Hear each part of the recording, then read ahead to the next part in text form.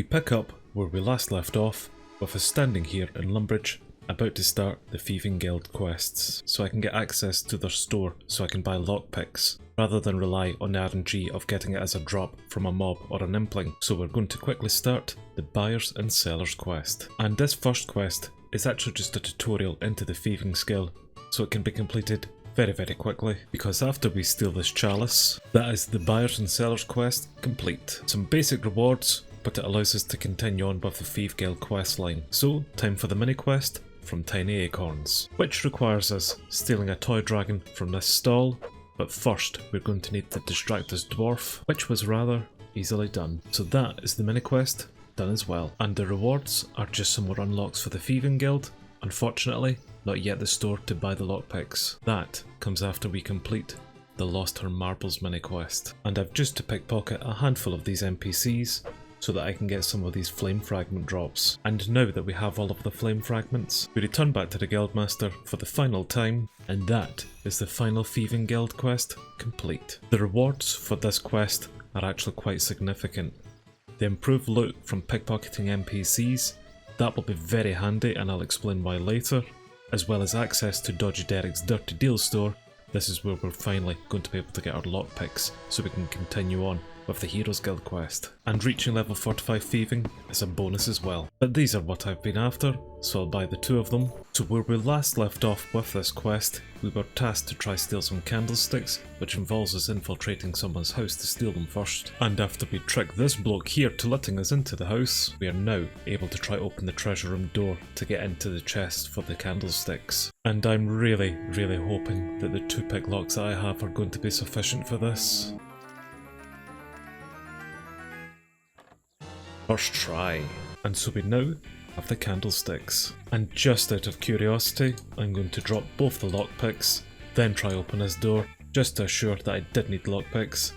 Maybe I could open this door with a lockpick. Okay, good.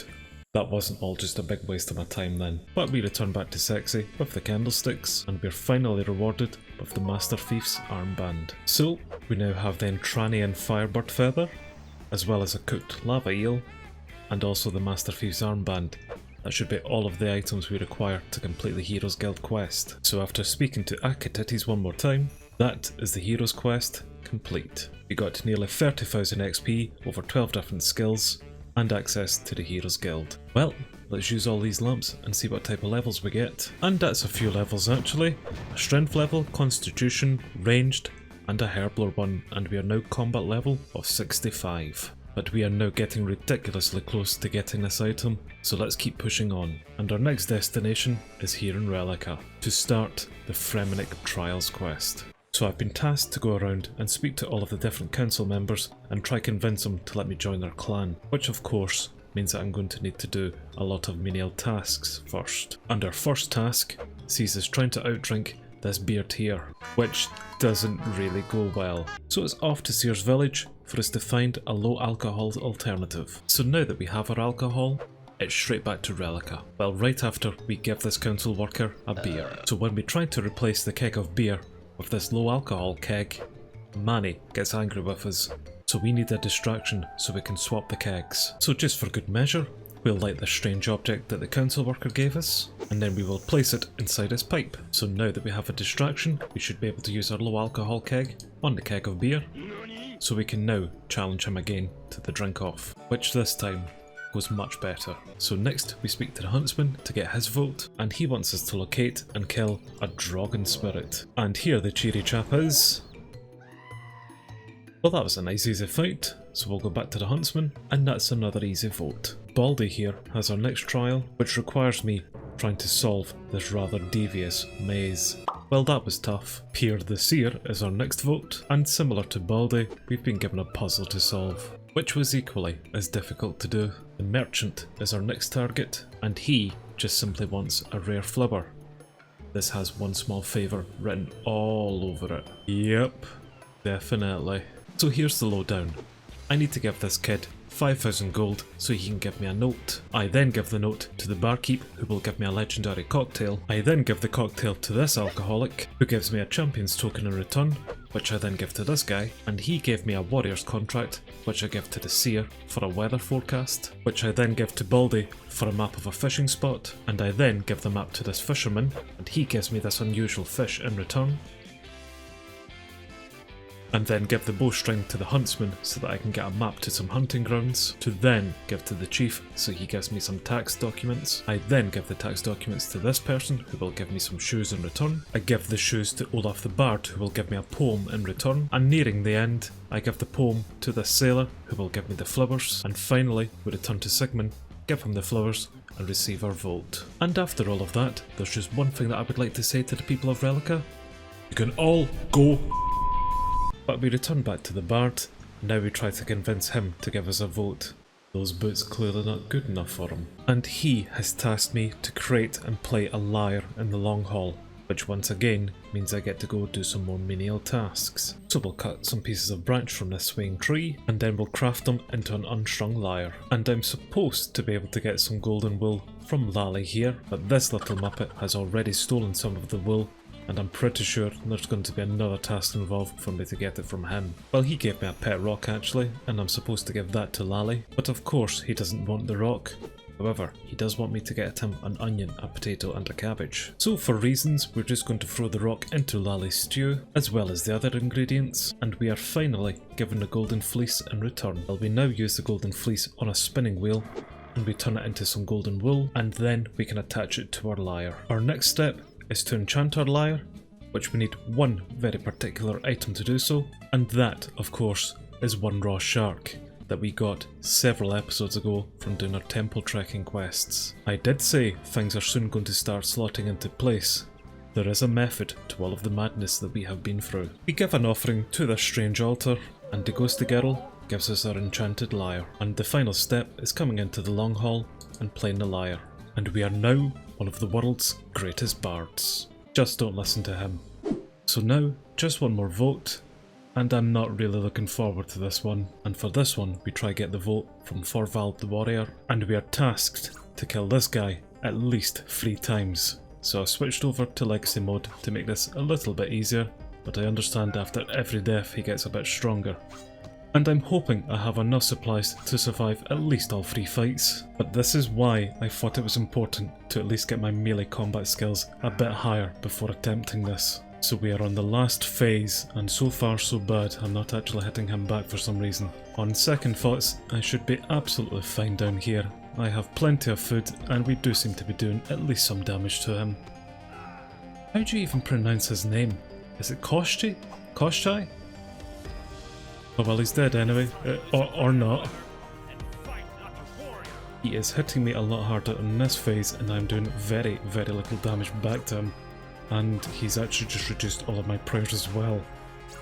This might not go well. I should still have enough food to keep me going through the fight. I just wish I was hitting him a bit more than I am. Yes, I think it was definitely a clever idea me getting my combat skills a little bit higher before attempting this. But one more good hit, and that should be this done. So that's the 7 votes that I require. Now back to the chief. For what I think is a well-deserved quest complete.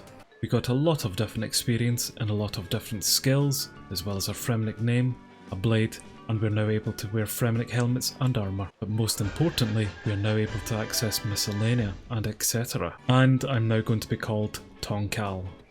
That's fine, I'm an absolute tonk anyway. So let's head straight to Miscellania. And also now that I've used all of those lamps, we've gone up a couple more levels.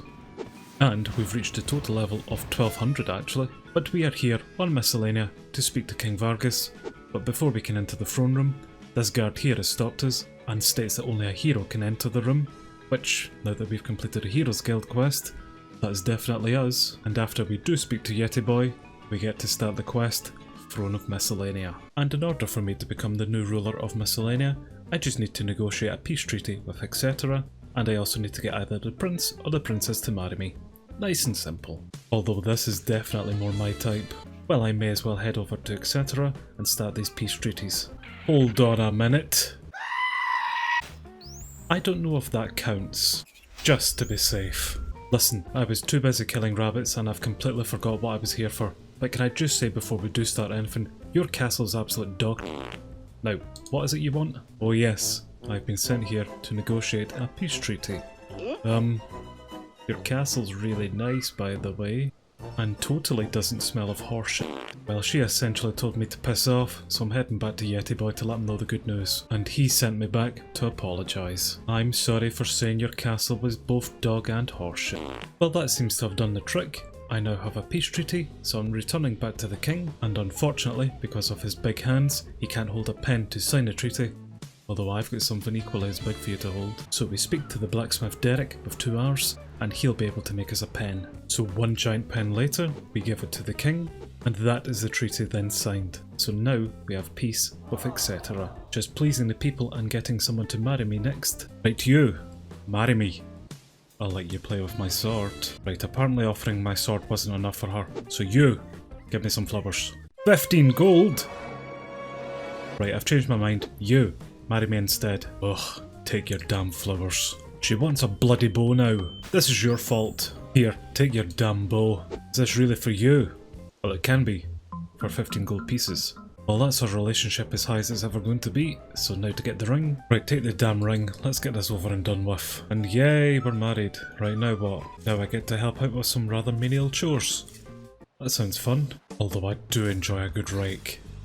I wonder if slaughtering rabbits would give me a good reputation. Right then, Yeti Boy, I've helped the people out enough. I'm now more than positive that the Queen loves me, your advisor loves me, the Princess loves me, pretty sure the Prince loves me, I know for a fact that you love me, and the people love me. Now, what do I need to do to finally become king? Oh, that was it actually. Quest complete. And we are rewarded with some minions who will collect some resources for us, as well as the ability to teleport to Miscellania. And I think I'm now married. But whilst I have your attention here, Yeti Boy, it's time to start the final quest before we get this item. We're about to do royal trouble. Very shortly, everything is going to make perfect sense as to what we've had to do to get to this point. So the too long didn't read synopsis of this quest is that Miscellania and Etceteria are both again back at it, and I need to go sort it out, which once again means that I need to go speak to my most favourite person. So long story short, the people of Miscellania are claiming that soldiers from Etceteria have come and stolen some of their items, and vice versa, with people from Etceteria saying that soldiers from Miscellania have come and stolen some of their items. So now I need to find out who's actually stolen what from where. Confused? Good, because so am I. So after letting Yeti Boy know all of the issues, he has then given us this scroll that will allow us to access the dungeons underneath Miscellania, because the people who have pretended to be the guards have conveniently hidden themselves underneath in the dungeons. And it just so happens that the item that we have been questing for is actually within this village here, in the dungeons. So we will be returning here very shortly, but for now, we need to question Goku here and find out about these guards. Some dialogue later, and I've been given this mining prop, which means I'm now able to further explore these cave systems. Oh, and also about sorting out a monster that's apparently living in these caves as well, but I can't just spacebar through that. And in order to get to the monster, I'm first going to need to fix this scaffolding. And one fixed scaffolding later, I'm now able to use this platform. So now we get to venture deeper into this cave system, and I think I may have found our guard impersonators. Now just to spend an eternity getting to them. So again, the long and short of things, these Muppets did steal the items from the people, and now a snake has stolen it from them. So I have to go kill a snake, which I'm hoping shouldn't give me too much of an issue. Well, hello Snake Boy, level 63. This might be a tough boss fight, very tough. Clearly must be a relative to that Dragon tree. Well, we return back to our favourite person, now with a heavy box full of all the stolen items, and she gives us this letter for Yeti Boy, with strict instructions not to read it first. So we hand the unread letter back to Yeti Boy for the final quest to be completed. That is royal trouble now done. We got some agility, some slayer and some constitution experience, as well as some coins and some increased resource gain from Miscellania. And so now, finally, after all that time, all that effort, all those bosses, all the skilling, all the quests that we had to do, we can finally get this item. We can finally buy some cider for me to then give to the patrons of the pub in Sears Village for the happy hour achievement to be complete. Which means we have finally completed all of the easy Sears Village tasks. We have finally completed the quest that we started so long ago to get the item. We finally got ourselves some cider. Confused? Pissed off? Welcome to my world. But let me walk you through this. A few episodes ago, when I was going through all of the easy area set tasks, I said this. So finally, we have the Sears village tasks, which I should be able to do the vast majority of them. However, there is one task, Happy Hour, that actually requires a lot more than it's letting on to here. And I wasn't kidding whenever I said that. Everything that we have done over the past couple of episodes have been leading up to us getting this cider. There is only 3 ways for a player to actually get cider. The first, of course, is buying it from another player or from the Grand Exchange, but as an Iron Man, we can't do that. So your second option would then be to brew it yourself, using one of these brewing vats found underneath one of the pubs in either Keldagrim or Port Frismatis here, which would require either the Giant Dwarf quest done or the Ghost Ahoy quest done, which isn't too bad, but you would still need some cooking apples first in order to brew it. But don't worry, Franita here in Yanael's cooking shop, she has some cooking apples for sale, just unfortunately she has 0 in stock and never ever replenishes them, so you could kill 1,000,000 giant spiders in order to get some cooking apples as a drop from them, or purchase them from the cooking chest after the Recipe for Disaster quests. But at this point, let's face it, you'd probably just grow an apple tree yourself and harvest them that way, because apple trees can be made at quite low level farming at only level 27, so that's a very viable option. So, just simply get an apple tree seed and you're absolutely golden, right? Well then there's again 3 different ways that you can get the apple tree seed. You could get them as a potential drop from hunting Jadinkos, but they are rather high level hunter creatures to do, and I think I've done pretty well just getting to level 46 hunter myself. Of course, alternatively, you could chop down trees forever and hope to get a bird's nest as a drop that actually contains one in it. Or you could try your luck pickpocketing farmers to get one as a drop. Well, after you have access to their advanced pickpocketing drop tables, which you only get after the buyer and seller's quest from the Thieving Guild questline. It did say the improved loot from pickpocketing NPCs as the quest reward would be quite handy later on, and I suppose there is a 4th way in order to get an apple tree seed, and that is again from buying from another player or from the Grand Exchange. But again, Iron Man can't do that. There is another way to get some cooking apples for free that doesn't involve getting the apple tree seeds, and that's by coming to the Cooks Guild here in Varrock and getting some of the cooking apples that spawn on the table in here and just saving up. But let's say you've taken the time and gotten yourself an apple tree seed, and you've made yourself an apple tree and you now have some cooking apples. You can now then take them away and start brewing them into some cider, which will require 16 cooking apples in order to do so. And the brewing process actually takes quite a few days of real life time in order to be done. And there's a 1 in 5 chance that your batch can spoil, so you would need to drain it and start the whole process again. And all of that was way too heavy RNG dependent for me to even consider doing, which is why I went with option 3 in order to get the cider and go through all of those quests to get to the Royal Trouble quest, so I could just simply buy them from the pub here. And in order for me to do the Royal Trouble quest, there was quite a lot of hoops that I first had to go through. The Throne of Miscellania quest just before Royal Trouble actually required us completing Heroes quest and the Fremennik Trials, with the Heroes quest being the more demanding of the two, requiring a lot of lower level quests to be done first, including the Dragon Slayer quest, as well as some pretty high scaling requirements such as 50 mining, 50 free fishing and 50 free cooking, which I just did offline.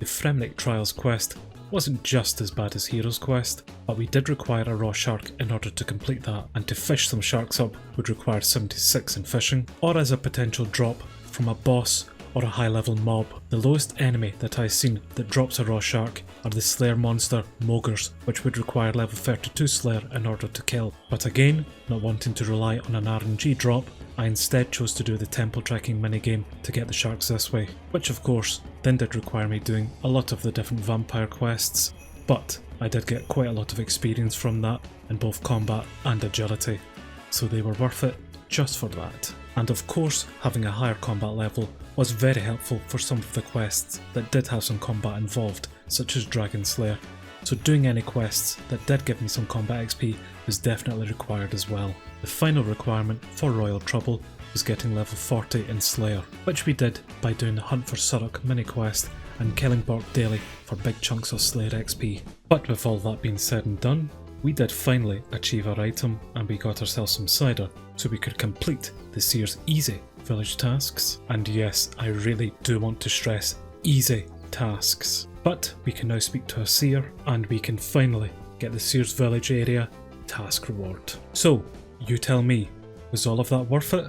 Or did I just waste my time doing all of that and your time as well for watching me do all of that? I'll let you decide. Thanks for watching, and you can be sure that I'll be here to waste more of your time in the near future. Bye for now.